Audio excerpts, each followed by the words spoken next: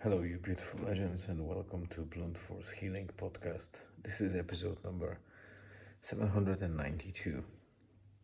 And straight away, I want to tell you that hopefully it will be a better episode, especially that I've added a couple of short clips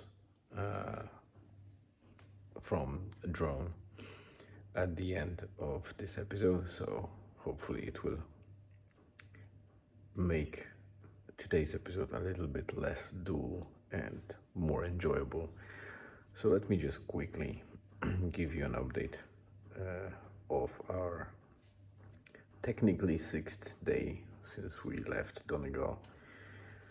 And if you consider the first day of arrival in the late evening as the first day on Tenerife, this is exactly our sixth day that I'm going to talk about. So it was Sunday, just after our visit at Playa de las Teresitas. And if you didn't read or listen to the podcast episode about that, it's just a previous episode number 791. And that was Saturday. And on Sunday, we decided to go beyond Las Teresitas because we wanted to do that on the day, on Saturday, but we were too hungry and we wanted to go home and not risk any, random restaurant and to be disappointed when we had enough stuff in our fridge at home to do a decent meal. We knew what we are putting there and how we cook, so it was a no-brainer to go there, go back home and just eat on Saturday rather than just risk it. But the Sunday itself, the next day, in the morning, it started very low-key and lazy. So it wasn't until the late afternoon that we went for the black sand, and I'll explain that shortly. So the morning we really slowly developed the day. So Elizabeth spent some time sunbathing because the day was beautiful. It was very sunny but also very warm, so we weren't too keen to go out and move too much because I'm not sure if I mentioned that before, but in comparison obviously to cooler climate in Ireland, here, even if it's cloudy and it's 25-26 degrees Celsius, it feels like whenever you move for a couple of minutes, you start sweating a lot. So we really needed to start slow on such a beautiful and warm day. So Elizabeth was sunbathing, Julian was doing a little bit of his own stuff, but then I asked him to join me on doing a weird thing, but I spotted a lot of lizards on the wall and stones and pebble stones in the back garden of the villa or villa. And it was so mesmerizing to just watch those animals pop in and out, just kind of heat themselves up on the stones and using the sun to give them life, technically. And there were different sizes, different patterns on them.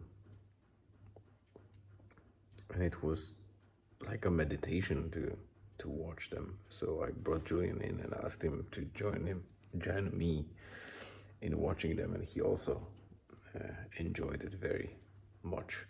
So it was a very cool experience, kind of weird thing to do, but yeah, we were just sitting in the shadow and watching lizards in the sun. And that was so cool because we don't have many lizards in Ireland, and here they are abundant. And later on, I decided to get the drone out, and actually both drones, DJI Neo and DJI Air 3S, and I tested a couple of things with them, flying in narrow spaces and all that stuff. But I think I'm getting the gist of it, and when, in which kind of conditions use both of them, because obviously in videography and photography it's very difficult sometimes to get nice footage when it's very bright light or very dark light, and obviously when the sun is out and the full sun is out, it's very difficult to manage exposure and different settings, so the videos are not coming out as good as some of us would want to. So I'm slowly getting the understanding of when the drones are getting the best results without too much hassle and fiddling with the settings. So both drones, Air 3S obviously has a powerful camera, but the DJI Neo has also decent sensor if used right, and I managed to capture a couple of things, especially indoor, with pretty nice colors and quality. So they are at the end of this episode, and I'll just give you a short description of what happened when we went to the black sand beach, because this is the main theme of this episode. We always wanted to see the black sand beach and never had a chance to. It's not like we were excited about it, because if you watch the photos online or videos, some of them are perfectly edited, so the beaches look amazing, and they are obviously different in real life. And majority of the footage is crap pretty much, because people don't edit them and they film them in very bad conditions, or without any consideration of how they look. They think it looks nice, but it's not only about your own taste. There are certain things that you need to do to make video look good. So we didn't know what to expect, and as we are raised as kids, and if we are not around black sand, it feels weird and awkward to have a beach of a dark color. But yeah, we wanted to see it anyway. So we drove towards Las Teresitas, and then we started climbing with the car. Well, driving with the car, but it was a steep climb, and the road got very narrow on the cliffside, so it was very dangerous from a perspective of passing other cars and speed. So it was a slow drive and a lot of curves and meanders.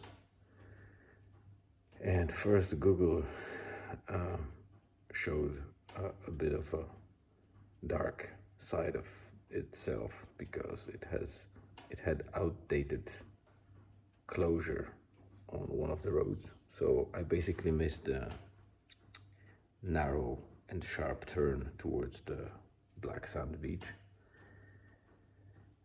and I needed to turn around, and there was no safe space until a certain point that Google showed me as a U-turn or whatever, the turn that I could do.